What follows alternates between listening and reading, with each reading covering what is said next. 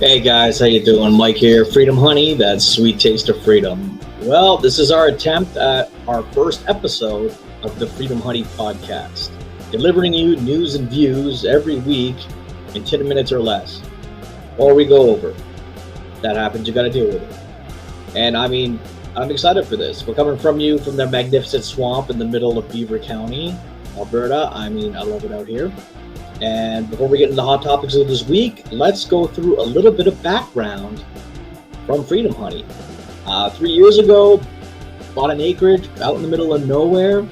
Found a bunch of old beekeeping equipment inside of one of the outbuildings.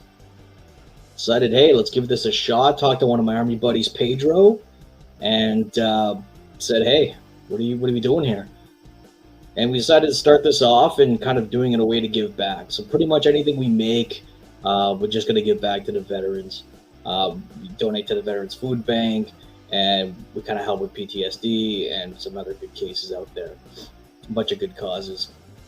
We decided to literally just start this podcast as a way to stop and fight back against Trudeau censorship. Piss off some censors while we're at it, because I am not politically correct, and I don't ever intend to be politically correct. As for Pedro, we'll try to get him on from time to time. It's kind of hard because he lives literally out in the middle of the woods and doesn't have a computer, so trying to get a hold of him can sometimes be a little difficult. But yeah, so basically the format for the show, we're going to go over some of the stuff that's happened this week. We're going to go over stuff I like, stuff I don't like, do a little update about what's going on with the company and kind of what we're doing with Freedom Honey, and I'll get to some hate mail because I'm pissing some people off recently. So I guess that'll be pretty good. Let's get into this. Let's do this, as they would say. Our first story from this week, I guess it was the outing of the disgraced Speaker of the House, Anthony Rota. Due to the surrounding circumstances that, everyone's affectionately called Nazigate, the House of Commons elected their new Speaker in what some people are calling a historic event while shattering glass ceilings. Honestly, it's the first Speaker that we've elected that's, broken the Conflict of Interest Act and then, had an ethics investigation under him. So yeah, right on. Let's start this party off with a bang, shall we? All right, the next story that I kind of want to go over is what's kind of happening with this. I guess a lot of people have been seeing this floating around the internet. It's this Cartier receipt from apparently Vladimir Zelensky's wife, Alina, where allegedly she spent $1.1 million on fine jewelry. I think it was like a bracelet, a set of earrings, and I don't know, something else stupid, like a ring or something. Honestly, it wouldn't surprise me. This girl was spotted in Paris like a year ago, spending 50,000 euros at some high-end boutiques. So definitely very Zelensky wife-like. Except in this case, I think this is bunk. Mainly because if you look at the date, it's the same date as the whole, Nazi thing on Parliament. So, or as I call it, Zelensky's Fill My Coffers, I'm Broke tour. And it may have happened if she went down at like 9 o'clock in the morning and then showed up after. It was a late day. It could have happened. But just on that date, I'm going to call it kind of bunk. If it was true, it is kind of nice seeing that the money isn't actually leaving this continent. But better that than spending it on high-end villas out in Spain or something. So I'll take that. I'll take that as a win.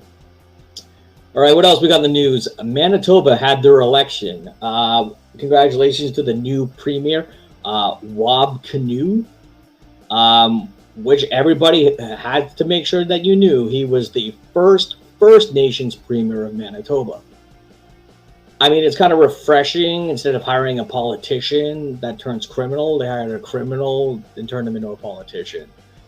This guy's got a pretty decent rap sheet under him. So if you want to look it up, it's all there on the old Wikipedia page. as for them electing an NDP socialist government, I'm just going to sit back and watch all the drama unfold. I mean, Alberta here, we learned our lesson last time, and never again. So congratulations to the downfall of Manitoba. If we do separate, we're not taking you with us. What else? International news. Turns out England didn't piss me off for once. The British PM stated, and I quote, we shouldn't get bullied into believing that people can be any sex they want to be. They can't. A man is a man and a woman is a woman, Mr. Sunak said. That's pretty epic. I mean, while I was always thinking that England and all that were going woke and woke, which I'm pretty sure they still are. I mean, this is a nice little turn of effect, turning around. Don't know what to really make of it. I'll take it with a grain of salt. But the unemployed journalist turned professional TikToker Rachel Gilmore wants us to be reminded, if you believe such nonsense, well, you're just a bunch of bigots. And this is, her shortly coming after her, probably weekend vendor of Zoloft and cheap Chardonnay. So, I mean, I'll give it to her. What else? What else has happened this week? Let's talk about the Convoy 2.0. I guess I can just kind of rant about this for a little while as we're trying to get through our first episode, because I'm still new at this and I don't know what the hell I'm doing. As we originally thought, it's a continuous disaster. I mean, originally, I think it was like the convoy to overthrow the government or something like that, and then now it's the convoy for children. I don't know, next week it might be the convoy for whatever the flavor of the week is. Yeah, I don't know what to make of it. I mean, within the last couple of days, just by watching some videos on X, formerly Twitter, I'm seeing assaults. I mean, there was a tasing, a bunch of arrests. And I'm going to go through like their list of demands, because this is, first of all, this was written by a 3-year-old. My niece could write something better and use crayons to do it, and it would come back more legible. I mean, a lot of these guys probably come from a trailer park in Quebec somewhere, so, I mean, I'll give them that. And let's go over the 2023 convoy. Let's take back control of our country. Because that sounds just right. Item 1. Resignation of Justin Trudeau and the Liberal Party. Well, I don't think you're going to get the whole Liberal Party to resign overnight, but hey, A for effort. The resignation of the NDP party. I'm like, so just disband Parliament at this point. 3, election by the people. No, that's not happening anytime soon. 4, protect our school system from sex education ideology. Sex education ideology. Well, I think they mean gender ideology, or, inappropriate stuff that they're teaching the kids, which, you know what, I will agree that is a great cause to fight against. I myself took place in the Million Man March, Million for Children, out here in Edmonton, and it was a beautiful movement. People were together. There was people from every different walks of life,